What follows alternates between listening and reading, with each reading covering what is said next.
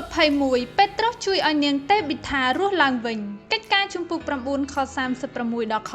43សូមអធិដ្ឋានចម្រៀងសូមច្រៀងចម្រៀងដែលមានលីងនៅក្នុងមេរៀនជា PDF ល្បែងកំសាន្តខ្នងទល់ខ្នងឲ្យកុមារស្វែងរកដៃគូដែលមានមាឌប្រហាក់ប្រហែលគ្នាឲ្យដៃគូអង្គុយទល់ខ្នងគ្នាទៅវិញទៅមកដោយដាក់ដៃទាំងពីររបស់ពួកគេខ្ទាស់គ្នាដោយបញ្ឈរជង្គង់នៅទន្ទឹមនឹងទ្រូងរបស់ពួកគេគោលបំណងនៃល្បែងនេះគឺឲ្យអ្នកលេងក្រោកឈរដោយមិនប្រើដៃទាំងពីរព្រះជាម្ចាស់បានចាត់ឲ្យអ្នកដទៃមកជួយអ្នកដូចជាអ្វីដែលដៃគូរបស់អ្នកបានជួយអ្នកឲ្យក្រោកឈរឡើងដោយមិនប្រើដៃដូចនេះដែរសូមគិតពីមនុស្សនៅជុំវិញខ្លួនអ្នកដែលអាចត្រូវការជំនួយពីអ្នកការណែនាំមេរៀនតើអ្នកណាខ្លះដែលព្រះបានចាត់មកដើម្បីជួយដល់បងប្អូននៅពេលមានបញ្ហាចុះគ្រូបង្រៀនគ្រូពេទ្យគ្រូគង្វាលនិងឪពុកម្ដាយរបស់ប្អូនវិញព្រះតែងតែធ្វើការតាមរយៈមនុស្សដើម្បីសម្រេចនូវគោលដៅរបស់ទ្រង់ព្រះមានអំណាចធ្វើគ្រប់យ៉ាងដោយព្រះអង្គទ្រង់ប៉ុន្តែព្រះអង្គបានប្រើមនុស្សឲ្យធ្វើការពីព្រោះការនេះនឹងជួយឲ្យមនុស្សមានភាពរីកចម្រើនក្នុងសេចក្តីជំនឿនិងមានទំនាក់ទំនងល្អជាមួយនឹងព្រះ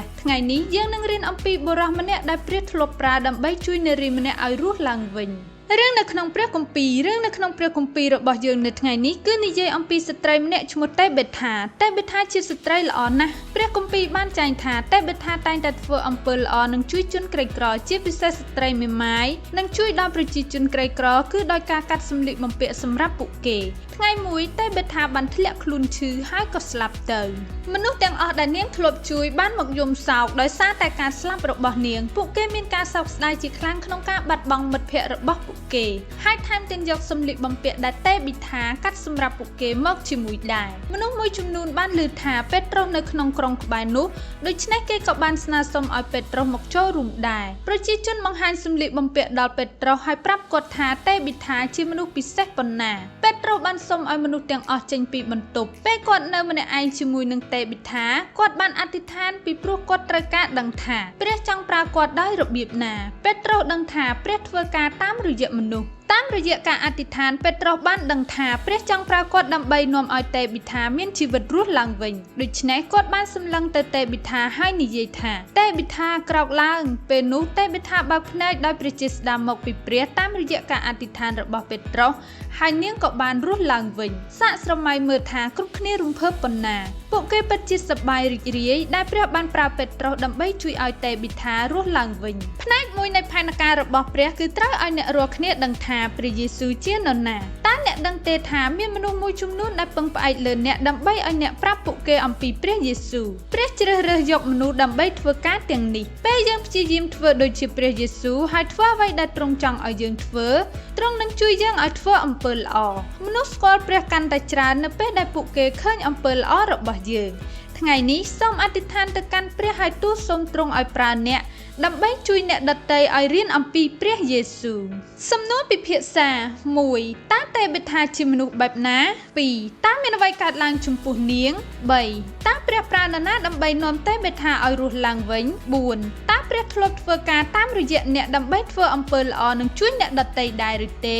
5. តើអ្នកអាចចែកចាយដំណឹងល្អអំពីព្រះយេស៊ូវដល់អ្នកណាខ្លះនៅក្នុងជីវិតរបស់អ្នកល្បែងកំសាន្តព្រះបានធ្វើការតាមរយៈមនុស្សផ្សេងសម្ភារៈដែលត្រូវការស្ករគ្រាប់ឬអាហារសម្រន់មួយចំនួនសូមស្ដាប់ដោយយកចិត្តទុកដាក់អំពីការពិពណ៌នាដែលព្រះបានធ្វើតាមរយៈមនុស្សមួយចំនួននៅក្នុងព្រះគម្ពីរបើប្អូនដឹងថាមនុស្សទាំងនោះជានរណាសូមលើកដៃនិយាយឈ្មោះពួកគាត់បើប្អូនឆ្លើយត្រូវប្អូននឹងទទួលបានស្ករគ្រាប់មួយព្រះបានធ្វើការតាមរយៈបុគ្គលម្នាក់នេះដើម្បីធ្វើជាមាតារបស់ព្រះយេស៊ូវ 2. ព្រះបានធ្វើការតាមរយៈបុគ្គលម្នាក់នេះដើម្បីធ្វើជាបិតារបស់ព្រះយេស៊ូវ 3. ព្រះបានធ្វើការតាមរយៈបុគ្គលម្នាក់នេះដើម្បីប្រោះទេបេថាឲ្យរស់ឡើងវិញ 4. ព្រះបានធ្វើការតាមរយៈបុគ្គលម្នាក់នេះដើម្បីសរសេរសៀវភៅ13កាន់ក្នុងចំណោមសៀវភៅ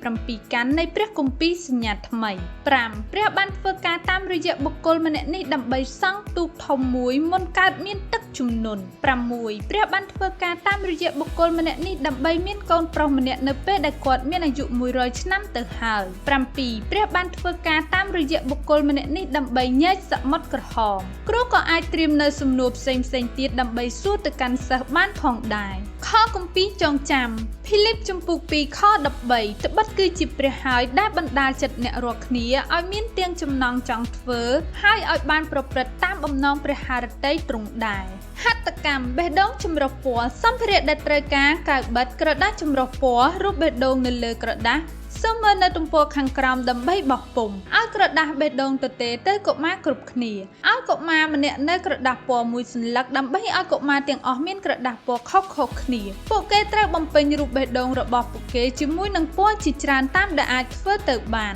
ដើម្បីធ្វើបែបនេះបានពួកគាត់ត្រូវសុំឲ្យមិត្តភ័ក្តិហាយក្រដាសរបស់គេឲ្យគាត់ហើយក៏ដូចជាហាយក្រដាសរបស់ខ្លួនដើម្បីចែកដល់អ្នកដទៃវិញដែរកុមារដែលមានបេះដូងចម្រុះពណ៌ច្រើនជាងគេបំផុតនឹងឈ្នះល្បែងនេះសូមចាំថាព្រះធ្វើការតាមរយៈមនុស្សយើងត្រូវតែត្រៀមខ្លួនជានិច្ចដើម្បីអនុញ្ញាតឲ្យព្រះជាម្ចាស់ប្រើយើងដើម្បីចែកចាយដំណឹងល្អរបស់ព្រះយេស៊ូវនិងដើម្បីជួយដល់អ្នកដទៃចម្រៀងសូមជ្រើសរើសចម្រៀងមួយបទខាងលើហើយច្រៀងជាមួយសិស្សសូមអធិដ្ឋានសូមអរគុណ